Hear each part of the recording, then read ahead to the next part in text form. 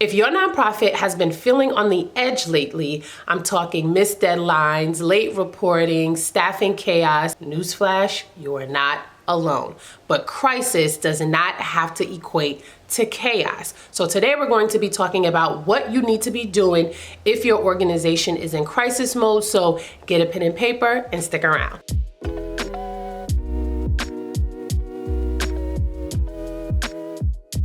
So I'm not going to drag this out. We're going to jump right in. So the first thing you need to do if you are in crisis mode is identify the crisis. What exactly is happening? What is going on? I'm going to give you an example. I currently have a client that is in crisis mode, and what's going on is that most of her funding comes from the government. She has 2 audits that are behind.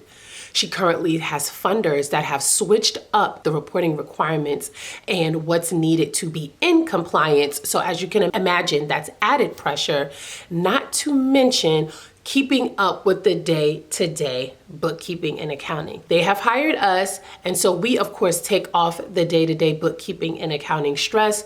We are assisting with the audit as well as the new requirements from the funder, but even so, it is a lot of moving parts at one time, and there are multiple things that now need to get done. So in a situation like that, we know what's wrong, right? We know what's causing the fire. If you know anything about the government, they will hold your funds if your audit is late, if you owe them, right, any updates or revisions to your invoices. And so as it stands, they have hundreds of thousands of dollars that are being held up, and they still have to pay their people, they still have to operate. So it is full on crisis mode. So now that we have identified the crisis, what do we then do? So now that we have identified the crisis, we want to tackle it strategically versus going at it from a bunch of different angles, right? And so I'm going to continue with this example because it'll help put some of this into perspective. So essentially what we're trying to get to is stabilizing the situation. And so what we did was we started to group and bucket the various issues, right? So we have an audit that is super behind, right? We have invoices that have been pushed back, that have to be revised, and that require additional backup that wasn't required before. And we have keeping up with the day-to-day bookkeeping, payroll, invoicing, right? To keep things moving along, right? So that's 3 buckets. So first, one of the very things that we had to get clear on was who was going to be responsible for what. And so while they have outsourced a huge part of their accounting operations to us, just due to the sheer nature of what's going on at the organization, they have to be heavily involved in whatever our process is going to be to stabilize this. Here are some of the things that we've decided to do to stabilize, right? So one of the things that we did in relation to the audit is that I have pinpointed a single person on our team that is acting as liaison. And so because we are wrapping up an audit from 2 years ago, our liaison, so one of our bookkeepers, is the point person. So that means when any emails or requests come in from the auditor that are related to that specific thing, this audit, that bookkeeper is responsible for that. They have one job, and that is to make sure that the ball is never in our court, because we are trying to move this along as quickly as possible so that the audit can get completed. And so what does that mean? Making sure that any requests that have been asked of us, we have turned them around, right? We have given them everything it is that they have requested. Any questions that they have asked, we have responded to. That is essentially taken care of. We are keeping the ball out of our court in that case. Day-to-day bookkeeping. We have a bookkeeping team here at Visionary that provides bookkeeping support to all of our clients. They're not doing any audit stuff. They're not doing any invoicing. They are strictly sticking to the day-to-day bookkeeping. So as far as the client knows, this will continue to run in the background. So they are making sure payroll is run. They are making sure that they're completing weekly bookkeeping so that when month end comes, we can close the books timely. This is the big part. Because the funder has now required all of these revisions and they have now asked us to provide additional supporting documentation with these invoices, we have revamped our bookkeeping process. So now those same bookkeepers are making sure to allocate appropriately, to make sure we are tracking things how this funder wants to see it. So when it comes time to do these current invoices, they're not also held up because of some of the revisions that we're having to now go back and do. The third part, these revisions that these funders are requiring of these invoices, while we do have a full-time team, we also have a bench of contractors that help us on a project basis.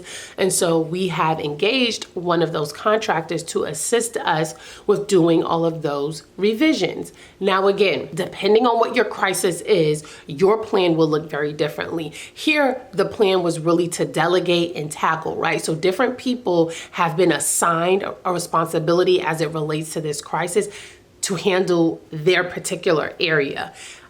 You can think of me as project manager. I'm making sure that these things go off without a hitch, right? So I'm making sure that while the bookkeeper that is tasked with the audit, with audit management, I'm following up on that. I'm making sure that they're keeping that moving, right? Once those revisions are complete, I'm making sure we get those to the funder on time. Weekly bookkeeping, we have a senior accountant who goes behind the bookkeepers to make sure that that is being completed timely and correctly, right? And so as you can see, there is a flow of how this all works together, but ultimately we are all on the same team and trying to get things done. This has helped to stabilize. By us making sure that we had a consistent process to implement those revisions, even though they are owed money from multiple past invoices, those current invoices are being paid without question because we followed the instructions now and implemented these changes. And so that has helped to relieve some of the pressure for the client because there's some money coming in while we focus on getting these revisions and getting them back out to the funder. Let's move it off of us and let's talk about you, right? So make sure that you identify your crisis. So what exactly is what's happening, what's going on, right? So is it late or inaccurate financial reporting?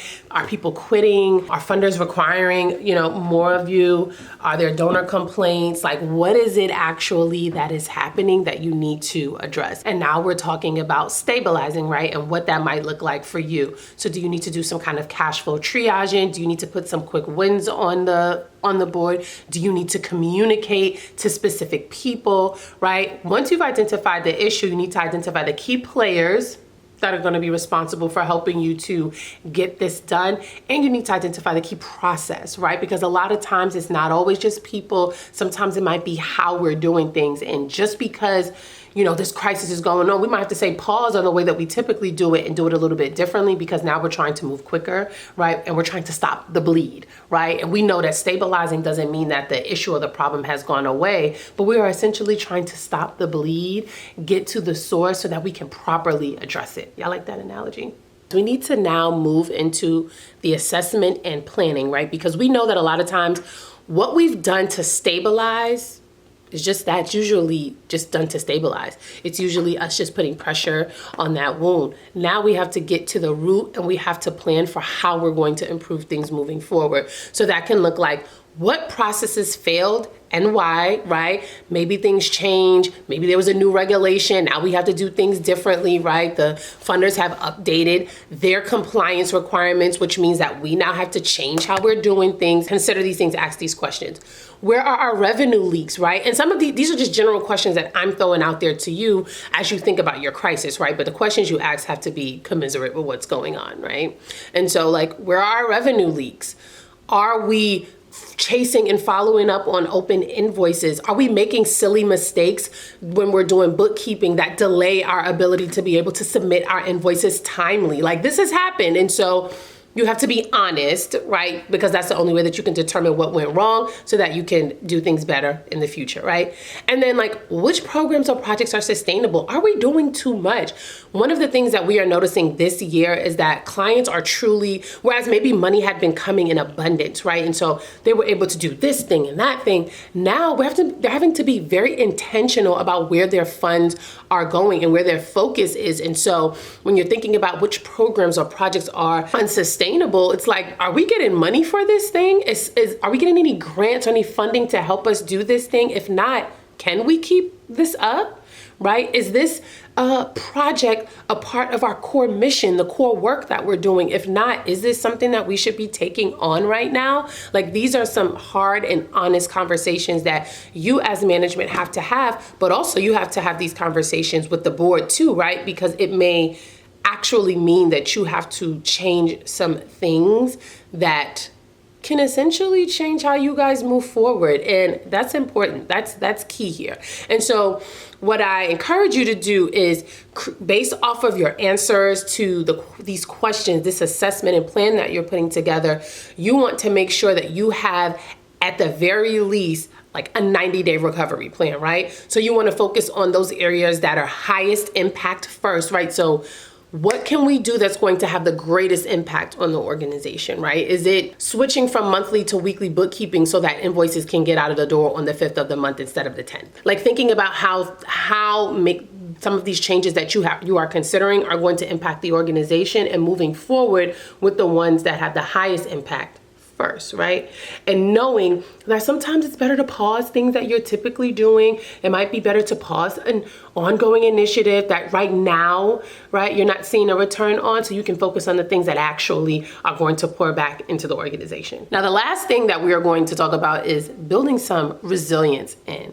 So if any of you attended our Accounting for Good Summit this year, you know our theme was all around building resilient organizations, because just given what's going on and thinking about these next couple of years, we know that you have to truly make sure that resilience is woven into the fabric of your organization, because we're going to have to weather some storms. And some of you might be weathering some storms right now, right? You're watching a video on how to prepare your nonprofit for a crisis, right? Or how to manage a crisis if you're already in one, right? That kind of speaks to the times that we are in. And so you want to make sure that you are setting your organization up for success, right?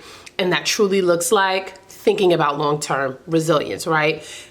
This is honestly where the stronger nonprofit organizations will rise, right? This is where you'll see those that have strong financial leadership, right, rise and come out on top, and not just survive or sludge their way through. And that's what I want for you to do, more than just survive, right? To get out, or come out rather, on top of things. And that's going to require some things of you, and some of those things, quite frankly, might be uncomfortable, right? So we're talking about implementing robust accounting and reporting systems. Some of you have watched my videos for how long and haven't actually made changes to the way that you're managing QBO, or to the way that you're reporting to management or the board. You gotta make a choice, right? You have to actually make a decision and move on it and execute, right? Don't just continue consuming without actually acting, right? You have to do the work. Regularly reviewing your grant compliance. Typically, when you have these multi-year grants, they give you the fiscal manual, and then you maybe never look at it again. One of the things that I will just be quite honest rather in saying is that we got comfortable with the funders, right? There were certain things that they just didn't require from us, so we didn't do them. And now that they have switched their tune, we're left scrambling, right? And so you want to make sure that you're on top of the things that they require, whether or not they're checking for it, because at any point they can decide, you know what, maybe I was okay with how you used to do that thing last month. Now, not so much. And we don't want to be caught with our pants down, right? We don't want that to happen, right? For those of you that might have a little bit extra, those of you that are still in this climate receiving funding, you want to make sure that you are building a reserve to weather the storm, right? To weather these unexpected challenges. You want to make sure that you have a little bit of a reserve, you have a policy that supports that reserve, so that you can at least say, if that funding stopped there or that invoice was delayed, we have enough funds to at least carry us over. And so you want to make sure that you aren't just like having those funds sitting in the bank and not having any purpose. Not a good idea, right? And then lastly, train your team. Make sure you are maximizing your people. Make sure that they understand their role. Make sure that they understand what they are responsible for, and help them to see not just in front of them, but the bigger picture. One of the biggest issues that I had when I was controller internally was that other people had no idea. These other departments had no idea what we were doing in fiscal, like no idea. And a lot of times it made our jobs very hard because we needed things to be submitted in a certain way. We needed things to be tracked in a certain way. And if they didn't do that, it made our job very hard. And so you want to make sure that people understand how their role plays into the greater mission and the greater way that the organization needs to operate, because you get more buy-in and things operate and run a bit smoothly. And that way, right, you won't have people disgruntled in departments and upset because they truly have a deeper understanding of how all these small puzzle pieces fit together. Now, if this video has you just pondering on all the things that are going on, you're thinking about all of the mess that you're tasked with cleaning up and sludging through, first, let's take a deep breath. Right? Let's pause for a second. You are not alone. There are many organizations going through the same exact thing, but what will be the difference between the organizations that are here years from now and those that end up having to close their doors is execution. It's the work that you're doing to help you get to the other side. And so there are two ways that I can be of support to you, myself and my team. We have our Accounting for Good monthly membership. It is a small but mighty community with other executive directors and accounting professionals in the nonprofit field. We share questions there. We have monthly office hours where you can come on and actually get on screen and have your problems triaged, right, one-to-one in this setting, get feedback, ask questions. And then we also have our retainer services, right? So I do run Visionary Accounting Group, which is a boutique accounting firm that serves as an outsourced accounting department. And so if you know that your accounting is shaky and you are at the point where you have to stabilize, you need someone to take that on, and you're not looking to manage that in-house, then we might be a good fit for you. And so you can head to the link in the description box to book a call. We can talk about whether or not our services would be a good fit for you. And if not, that's okay too. I hope that this video served you well. Please like, subscribe, share it with someone who could get something out of it, and I will see you guys in the next one.